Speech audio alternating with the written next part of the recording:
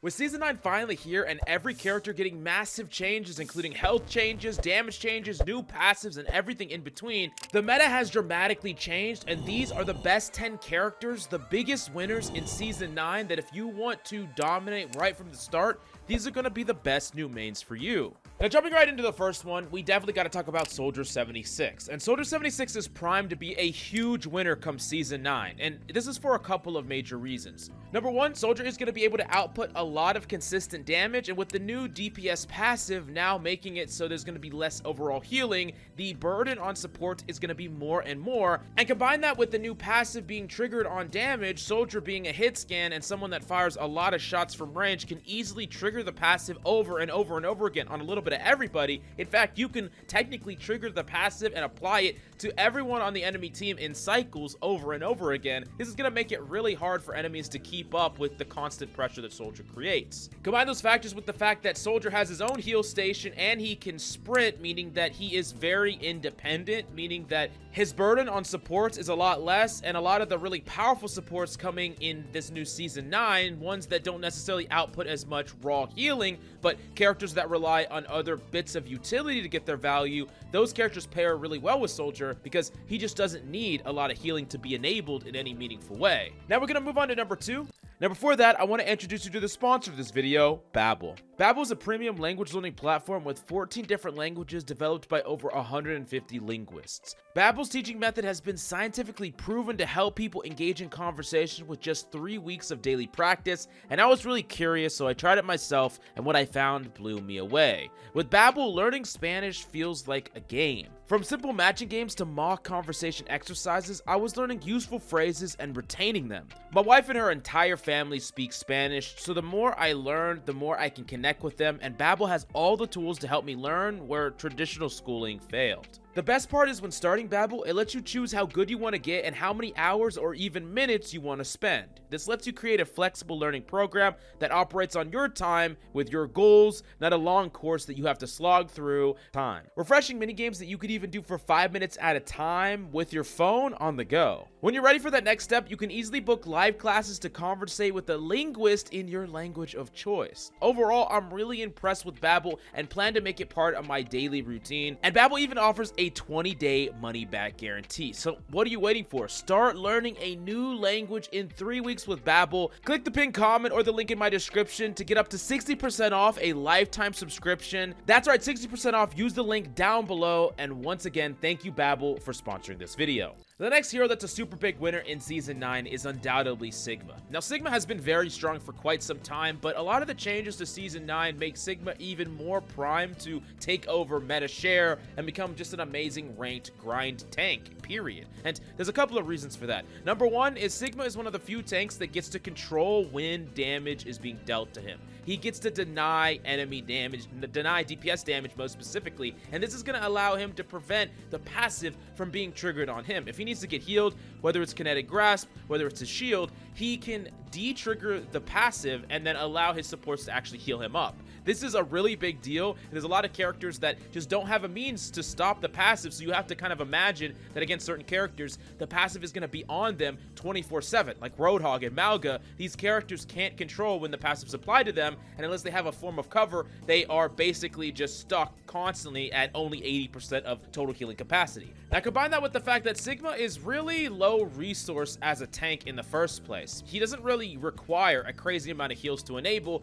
mainly because he's poking from distance, he's trying to attrition down enemies, and he's not trying to trade HP by brawling on the front line. So when you combine all these things together, Sigma's gonna win really major in Season 9, and I think except on the maps where he can't control the means of engagement, as in there's enemies all around him, on dive maps where it's like Koth, or some flashpoint maps where enemies can kind of come from other angles and he can't control where enemies are engaging him from. He doesn't really like enemies being behind him or anything like that.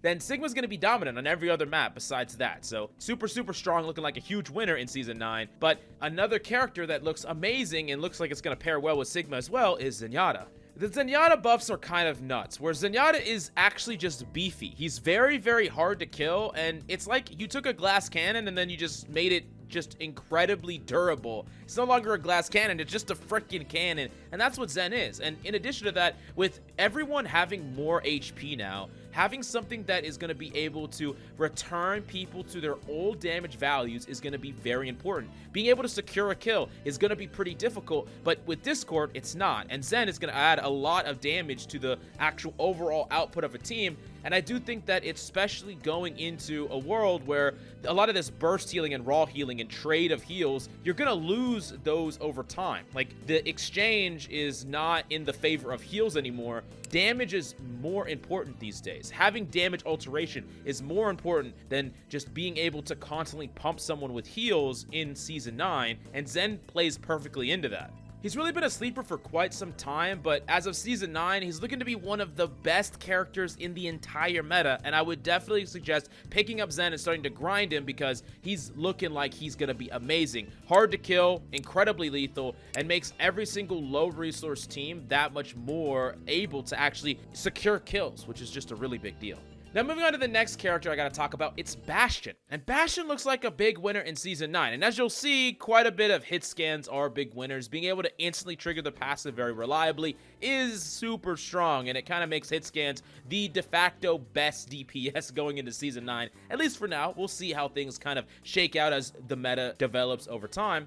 But Bastion gets to do twofold. Someone that can constantly trigger the passive and just be this tank buster, this person that can punish tank positioning, which is always strong. And with his new health total, which is just insane, he's just a beefcake, he's going to be incredibly hard to kill. I think that Bastion is going to be almost unstoppable, where in his neutral, he's just getting value from the passive. Like, his neutral game, non-turret game, just got a huge buff. Because before, doing that damage was fine, but now with the 20% consistent passive being applied, it's actually pretty good. And now his turret is buffed as well. Like, every part of Bastion is just better than it was before. I do think that eventually, as the meta slowly starts to develop over time, maybe halfway through Season 9, Bastion will become worse as comps get faster and they're centered around Zen and they're centered around more fast engages. But in the start of Season 9, I think Bastion is probably the best, or one of the best DPS to play, period. Especially when a lot of players are still experimenting with their old mains, Bastion is going to eat them freaking up. There's a lot of tanks that just can't play the damn game around Bastion. So for a lot of you that want something a little bit more unorthodox to grind and play outside of Soldier, I definitely think Bastion's a worthy main to pick up at the start of Season 9. And the next character that I do got to talk about is D.Va. And D.Va's good for several different reasons. Number one, the fact that she can control when she's being dealt damage. Not from everyone, but from an isolated person she can. So she can deny the passive. And D.Va's also just really good at combating hit scan DPS, which look like they're going to be super winners as of Season 9. And D.Va's just really good at punishing those characters. She can contest off angles. She can contest high ground. A lot of positions that characters like Soldier and Ashe are going to take. And that's really important for D.Va more now than ever. I could also see a prevalence of really fast engages centering around like a Zen Discord, and D.Va can protect these really fast engages and deny them. And overall, D.Va is just a really flexible pick that doesn't seem like she's going to get substantially weaker when a lot of other tanks are. And I do think that combined with the fact that D.Va has been overperforming for quite some time, put D.Va in a very unique spot where she fits the new version of Overwatch a little bit better than she did the old version. And I do think that D.Va is going to end up being a huge winner come Season 9.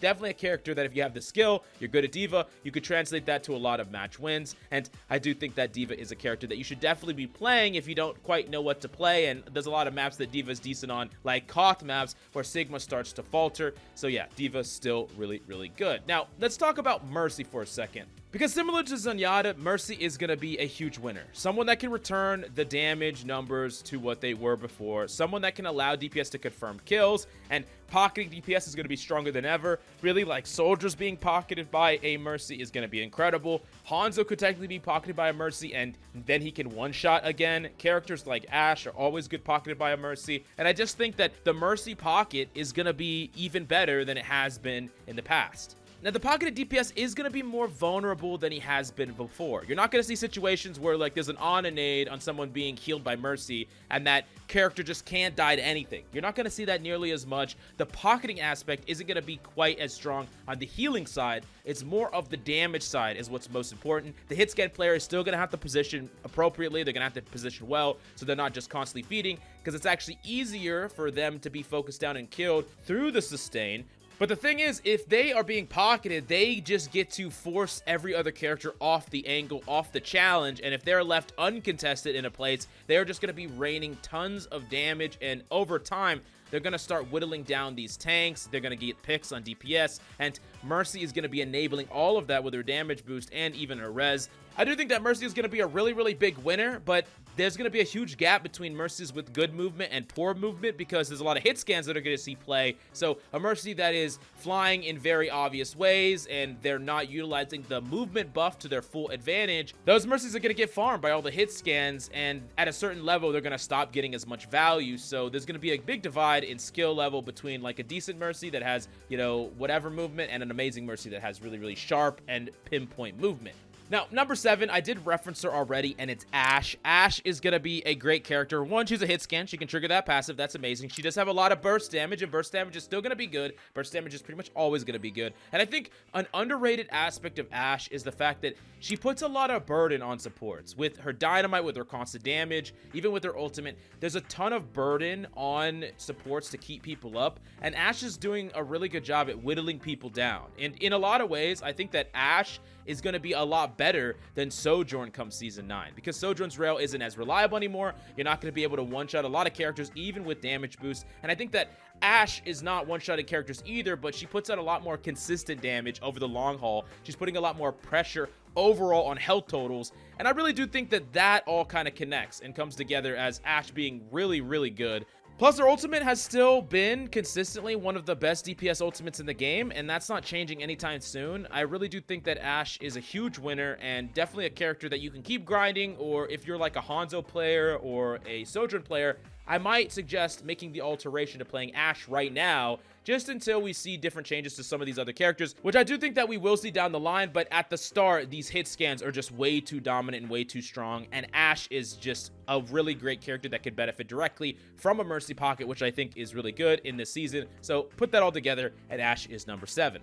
Now, we do got to talk about number 8, and it's Doomfist, and it's kind of a win and a loss on Doom. I think that Doom is actually better in Season 9 compared to a lot of these other tanks that get worse. There's a lot of tanks that don't operate anywhere near what they used to, right? Characters like Hog, I think, are way weaker, and that was one of the counters of Doom. And there's a lot of other characters that counter Doom, and I think that those characters are weaker. Doomfist is decent against a lot of these hit scans because he can farm in Power Punch, but the problem here is that Doomfist can't kill anything anymore. I mean, he hasn't been able to kill anything for a while, but now he really can't kill anything because everything's super beefy. But that's the thing. The solo kill playstyle of Doom is dead. I mean, it really is. Punchbot Doom, or in Power Punch Doom, that is the Doom that is actually going to be good in Season 9. The Doom that gets his empowered punch, cycles his cooldowns in and out of the front line, constantly creating space for his team, eventually pivoting only when he has ultimate, and a lot of the neutrals, he's just going to be slamming in, punching out, and he's going to be controlling that front line, and then when he has his ultimate, he can commit to larger things in the back line only when he has someone to go in with him, or when resources are lowered, like supports are kind of being overwhelmed, they're trying to heal everyone up, everyone's kind of being whittled down, Doomfist might go in there with an ultimate and make something happen. Now, this is kind of unfortunate for some Doom mains because they're going to be disappointed that this is the new predominant style. It's honestly been the better style for a while, and a lot of Doom players don't like it. They want to go on these solo carry excursions where they just kill everyone by themselves, and that's just going to be far weaker than the reliable, consistent cycling of cooldowns on the front line, triggering your power punch, waiting for your ultimate, and just going based off of that is going to be more reliable now than it ever has been. Even though it's been like the predominant best style for quite some time, it's just not as fun, I don't think. But here's the thing about fun. You know what's really fun? Winning games. So if you're going to play a tank and you're going to play Doom, winning games is always a blast. And there are going to be some moments where you're going to be able to go crazy and still make these big plays. It might not be your favorite style, but Doom is undoubtedly going to be one of the better tanks when a lot of them have gotten way weaker as of Season 9. Doomfist just hasn't.